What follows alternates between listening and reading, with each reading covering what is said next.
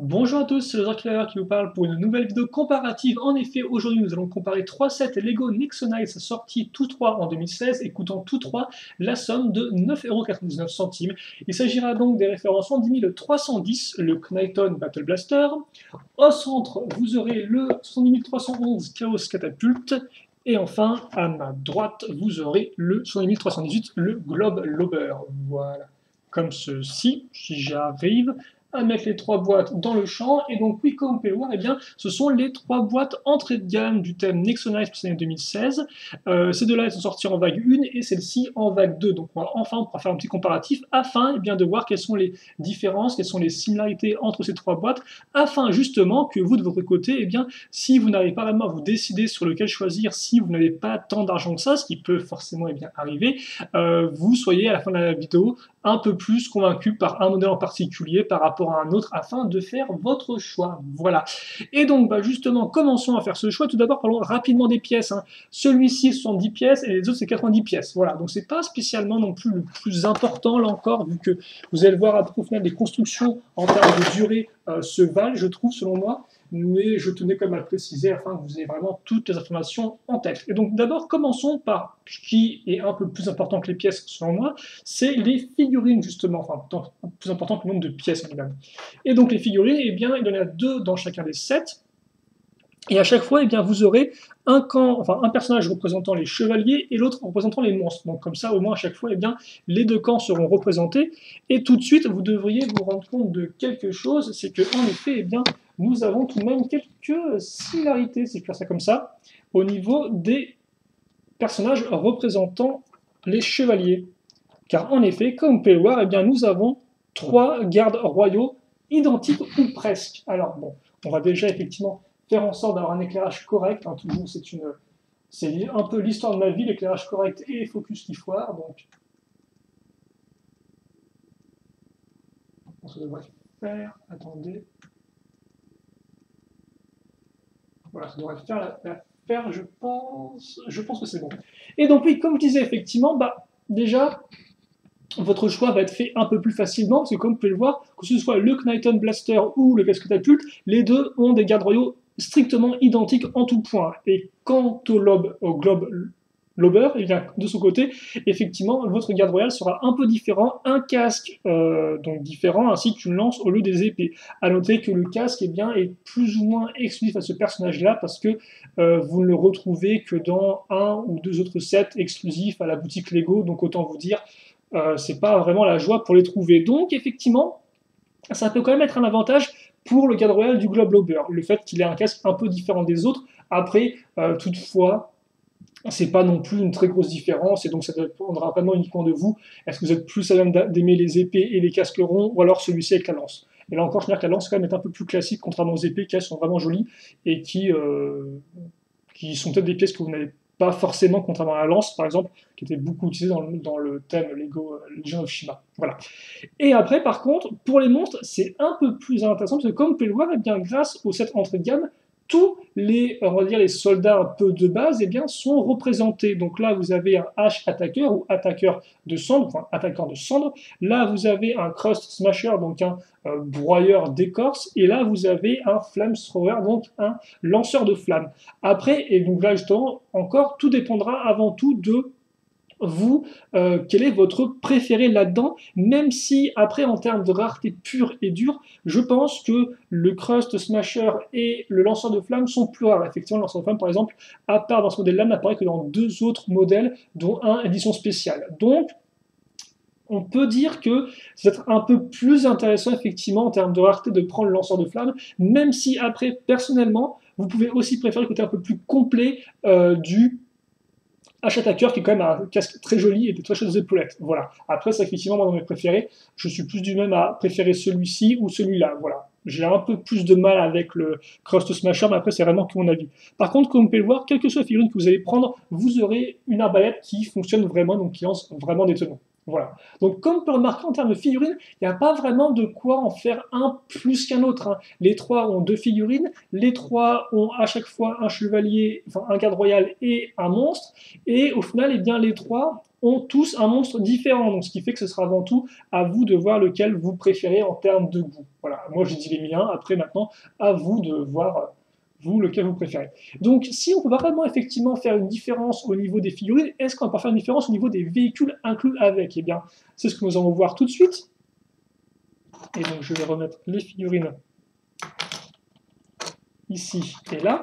Et donc justement, eh bien, nous allons voir les trois véhicules ensemble, à commencer par le Knighton Battle Blaster. Donc, je vais te les montrer d'abord tous un après l'autre, en faisant un petit turnaround afin que vous puissiez un peu mieux visualiser les modèles au cas où vous n'auriez pas vu de review depuis un certain temps. Donc le Knighton Battle Blaster, comme vous pouvez le voir, hein, qui ressemble à ceci, donc un peu pentu, avec la place du plot à ce niveau-là, forcément quel schéma de couleur des chevaliers, et aussi donc qui a un double lanceur à ce niveau-là, avec donc des barres que vous allez presser afin d'appuyer sur les petits disques inclus là-dedans. Donc est-ce qu'on peut faire un lancer pas trop violent ou pas?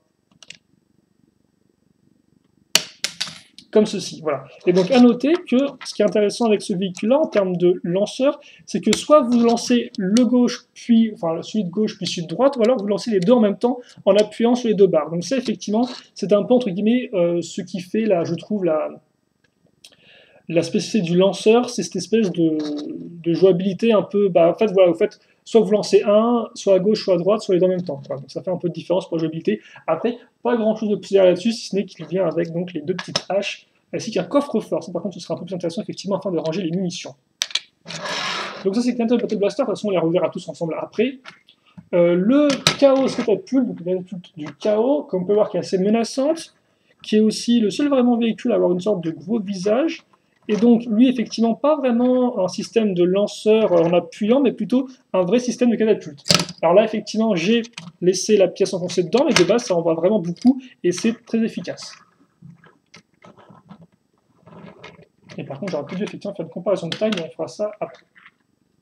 Et enfin, donc, le Globe Lauber, qui est un peu plus proche, effectivement, je trouve, du Knighton Battle Blaster, au niveau un peu de sa forme, aussi du fait que, comme vous pouvez le voir, lui aussi eh bien, a deux projectiles, un à gauche, un à droite. Bon là, c'est un peu plus difficile de tirer les deux en même temps, même si c'est possible, sauf que là, forcément, ce ne sont plus des disques, mais comme vous pouvez le voir, eh bien, des globelins. Voilà. Et donc, justement, eh bien, il est temps de faire une petite comparaison de nos trois modèles. Alors, je vais peut-être mettre lui, non, je vais peut-être mettre lui comme ça. Donc déjà une évidence, hein. À savoir que si vous voulez, si vous êtes plus du genre à aimer, alors on va peut-être prendre un bouquin, vous êtes plus du genre effectivement à aimer les chevaliers au lieu des monstres, vous n'avez pas vraiment le choix en fait, hein. Ce sera forcément le Knighton Battle Blaster qu'il vous faudra acquérir afin de compléter votre armée de chevaliers. Après c'est vrai qu'aussi, par contre, j'ai oublié un truc sur les figurines et j'y reviens très rapidement. Il faut noter que autant le lanceur de flammes, l'écraseur d'écorce, l'attaquant des cendres, tout cela, vous les avez aussi dans des boîtes de jeu. Or, les gardes royaux, eux, vous ne les avez pas dans les boîtes de jeu, car en effet, après, dans les boîtes de jeu, vous avez les 5 chevaliers lors des personnages un peu particuliers, comme par exemple le roi, la reine, ou des écuyers robots. Donc effectivement, c'est quand même assez intéressant à garder à l'esprit ça, même si après, dans le concept d'une comparaison avec les trois modèles entrée de gamme, ça n'a pas vraiment d'affectation avec les trois en nom. Mais c'est quand même quelque chose à retenir qui peut être intéressant au cas où vous hésiteriez à acheter un set entrée de gamme. Voilà donc une des points positifs en plus. Bref, passons. Donc justement, sur nos trois véhicules, on va voir pas trop mal là.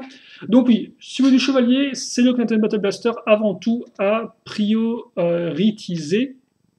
Je crois que j'ai dit un verbe plus ou moins correct. Et aussi à noter que celui-ci, effectivement, une petite différence par rapport aux deux autres, c'est qu'il vient avec un petit coffre pour ranger les projectiles, ce qui honnêtement est toujours un plus, je trouve, plutôt cool, voilà, vu qu'en plus, eh bien, vous pouvez utiliser le coffre pour vos bases Nexonites et autres. Donc ça, c'est toujours quand même un petit plus.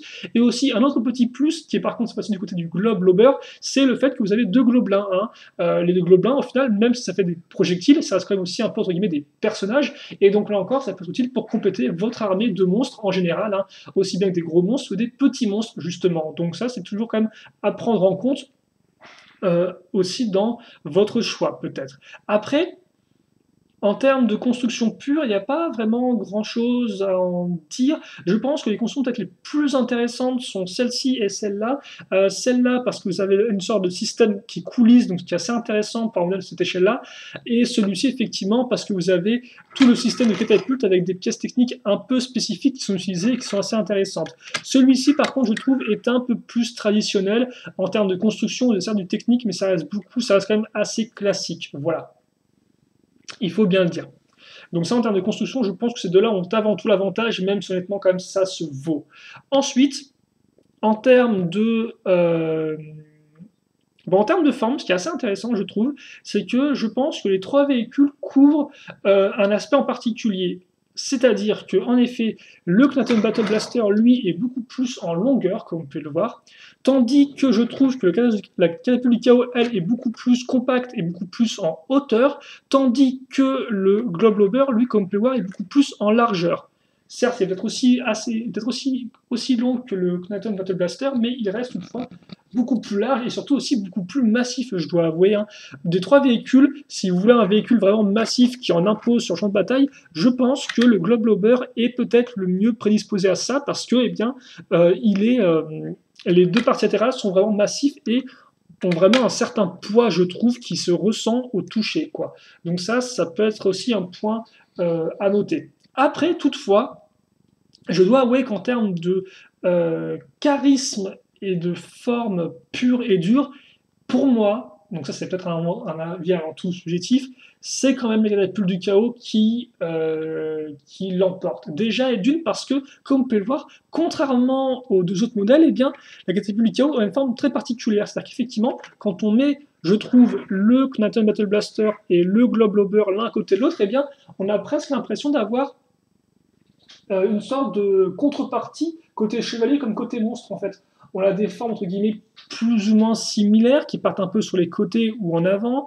On a une forme effectivement qui est un peu penchée comme ceci et surtout eh bien le système de projectile est entre guillemets identique. Hein. Vous utilisez au final une barre, enfin vous utilisez plutôt une plaque ou une barre pour lancer un projectile par proxy. Donc au final, c'est vrai que les deux sont plus similaires qu'ils n'y paraissent peut-être de premier abord. Et bien face à ça, eh bien, vous avez au final une alternative qui se démarque, à savoir la catapulte. Et donc catapulte qui se démarque forcément du fait de sa forme, du fait aussi de son système de lancement, de projection. Hein. Donc là, on n'est plus dans de j'appuie sur un truc et ça lance un objet. Là, c'est plus voilà, je fais ça et donc on a un mouvement qui est entièrement différent. Et donc forcément une fonction différente.